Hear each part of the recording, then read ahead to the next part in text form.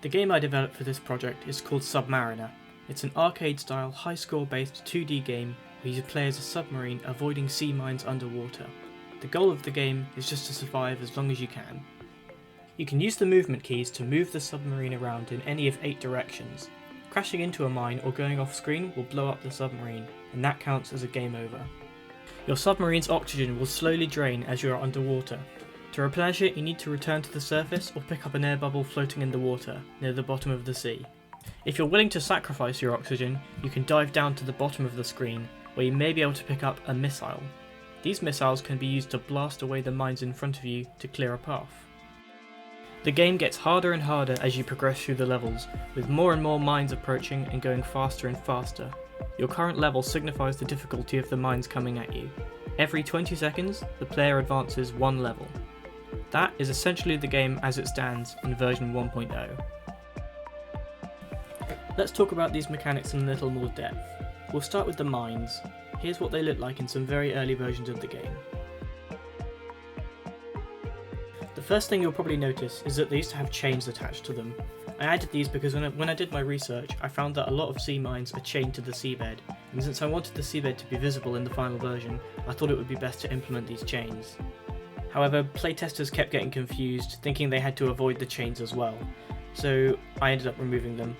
I also think they clutter up the screen a lot and create a lot of unnecessary visual noise. Next, let's talk about the movement of the mines. They spawn off screen to the right and slowly move towards the left. I decided to implement them this way to create the illusion of the submarine moving against the ocean currents which are pushing the mines towards them. However, there was a problem with this design initially. At the start, all the mines moved at the same speed, so it didn't quite come across as the unpredictable currents of the sea. It also made it a bit too easy for the player to gauge whether they could fit through a vertical gap or not. I noticed these issues and, as a solution, decided to make each mine move at a random speed, from 75% to 100%. This makes the mines much more of a dynamic threat, as the player needs to be constantly gauging the speed of each mine, as well as their position to navigate through them effectively and safely. From my research, I found that it is very important for an arcade game to have some sort of procedural levels and gradually increasing difficulty to make them more replayable. These design choices harken back to when video games had to be small in scope due to hardware limitations, so they had to make a game that could repeat upon itself lots. This limitation also applies to the engine I used, Pico 8, because of its limited cartridge space and processing power. I decided the best way to implement procedural levels would be to have the position of essentially everything in the game be randomized. There are advantages and disadvantages to this. It does make it so that the levels are different every time you play, and thus the game has replay value, but it can also mean you lose the nuances of a carefully designed set of levels. With this, however, I felt like the positives outweighed the negatives, and it wasn't really the sort of game that needed handcrafted levels to begin with. Early in development, I decided that the player should have a more direct way of interacting with the mines, and so I brainstormed the idea for missiles. The missiles can be picked up and used to shoot the mines in the player's path. Each missile is essentially a single-use get-out-of-jail-free card. This design is also backed up by the design of actual submarines in real life, as many of them have this kind of mechanism. Initially, the missile pickups would spawn on any vertical elevation, just like mines, and move towards the left at a constant speed. However, I quickly realised that there was very little reason for the player to ever leave the safety of the left side of the screen, where they had ample time to see the mines coming and plan a route in their head. So, I decided to make use of it by making it so that the missiles can only be picked up if the player is on the right side of the screen, closer to where the mines are spawning and thus in a much more dangerous position. This way, there is a large element of risk and reward. The player must take a risk to get the missiles that could potentially save them later in the game. This drastically increases the skill ceiling of the game and makes it much more replayable, as every time a missile appears there is now frenetic decision making on whether or not the player should go for it. The design evolved a little bit between now and the final design, and I'll talk about that later, but the overall design goal of the missiles, which is to provide a fun manifestation of risk and reward, has remained the same ever since this iteration. Around the midpoint of development, I decided the ocean needed to feel a little bit livelier, so I decided to implement what I call decals. Little decorative objects or animals that float through the water, which the player can't interact with. When implementing these decals, I ran into an issue. Players who playtested the game frequently purposefully avoided the decals, assuming that they would damage the submarine the same way the mines do, which is understandable given that some of them are pufferfish and jellyfish. This made the gameplay experience much more difficult for them than intended, and thus they had less fun. I came up with a very simple fix to this error. Everything that the player can interact with has a dark outline, and everything they can't interact with doesn't. This change was successful. Nobody who playtested the game after this change ever got confused by the decals. Towards the end of development, the moment-to-moment gameplay still didn't feel quite engaging enough, and I was still not playing that much with the verticality of the screen, meaning there was a lot of untapped design potential in how and where the player moves around. To fix this, I brainstormed a couple of ideas and eventually settled on implementing an oxygen system. The submarine's oxygen will gradually decrease as it is below the water, and can be refilled by rising to the surface or picking up air bubbles underwater. If it runs out, it's a game over. This is backed up by research. Real-life submarines have to resurface every so often to refill their oxygen tanks, so their crew can breathe while under the sea. With this design implemented, there is now an inherent risk to being lower down in the water because the submarine will be losing oxygen. On its own, this system wouldn't be very fun because it would just mean the player always wants to be near the surface as possible so they can refill their oxygen. It doesn't yet demand interesting decision making from the player. But the way I've made it interact with the other mechanics, the missiles and the mines, is what makes it fun and engaging to play, and I'll get into that now. After I implemented the oxygen system, I decided to change the missile system to complement it. I changed it so the pickups only spawn in the bottom section of the screen near the seabed.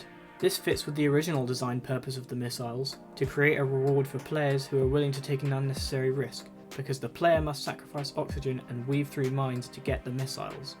I am proud of this bit of design because I think this is a very natural way for all of the game's mechanics to interact. It makes the original decision making of the missiles even more engaging.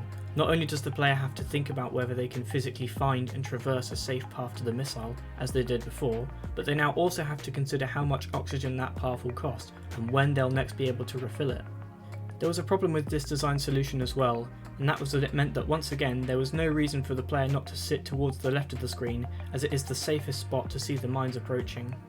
I do feel that this is a worthy sacrifice to make for the current iteration of the missile system, but I was still able to remedy it somewhat by making it so that the player is slowly being dragged to the left all the time, and that going off screen will cause a game over.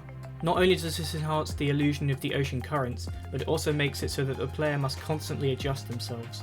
They can never sit in one spot for extended periods of time unless they are far to the right. If they are far to the right, they can afford to be dragged left for longer without causing a game over. As one of the final things I did in the game, to complement the oxygen system further, I implemented collectible bubbles. They spawn the same as missile pickups, only in the bottom half of the screen near the seabed, and they can be collected to restore a quarter of the submarine's oxygen tank. I wanted there to be a dichotomy between two different methods of replenishing oxygen, the slow but reliable oxygen supply of the sea surface, or a kind of burst supply from near the bottom of the sea. At one point I wanted to make the supply natural underwater air vents, but after talking with playtesters, I realised that many people expected the bubble decals to restore their oxygen, so I just took that idea and implemented the mechanic in that form. While bubbles do not necessarily make much sense to restore the oxygen of a giant submarine, especially given the inaccurate scale between the submarine and the bubbles, it is a common visual representation in many games, particularly platformers, that picking up a bubble will restore your oxygen. The reason why I wanted this burst supply of oxygen in the game was because it adds yet another element of decision making and risk and reward. The bubbles are intended to act as a form of skill expression. A skilled player can stay below the surface for a long period of time by moving from bubble to bubble. However, this is one of the places where I think the pure randomness of the game does hurt it a little bit. Sometimes you can just get very unlucky and a bubble won't spawn, meaning you'll have to abort the strategy, or lots of bubbles will spawn, meaning this sequence doesn't feel quite as satisfying or rewarding. A fix to this in a potential updated version of the game would be to make the bubbles spawn more consistently but be harder to reach somehow. Maybe the map should be taller, although for that the game would need to transcend the limitations of Pico 8. I think missiles could also benefit from the same treatment, but missiles are not quite as hurt by the randomness as the bubbles are in my opinion. Lastly, I want to go over some miscellaneous polishing details that I implemented late into the project, as I think some of them are interesting and worth mentioning. The sound effects in the game are all chiptune, which is a requirement for Pico 8.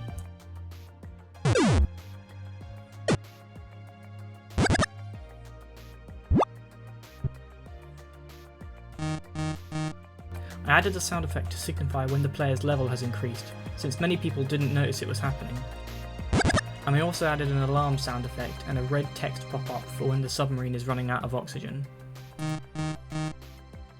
This was useful to new players, as many of them took a moment before realising that they needed to be keeping their oxygen levels up.